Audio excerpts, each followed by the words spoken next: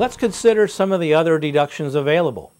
You can get a deduction for a separate structure located on your property which is also used for business purposes. Moreover, if both you and your spouse have your own business and each of you have separate offices, you can greatly enhance your home office deduction. Since both of you have your own separate Schedule C business, each of your home-based businesses would have a separate calculation to determine your deduction.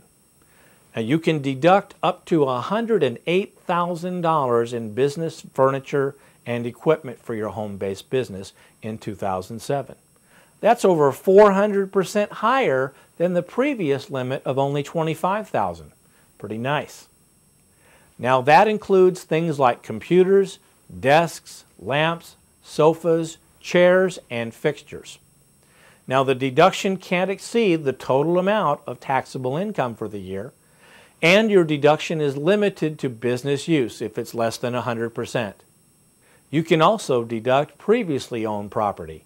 The way you do that, if you own things like computers, desks, tools, etc. before you started the business, you can still deduct them, but you would do it by depreciating the property on a straight line basis.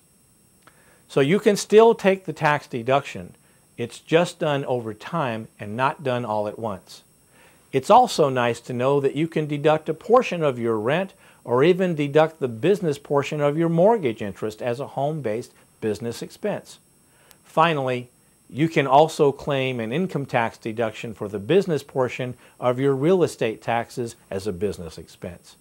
Now, if you just take the time to properly document these deductions and they apply in your particular situation in running a home-based business, you're legally entitled to take them, and you can do so in full compliance with the Internal Revenue Code.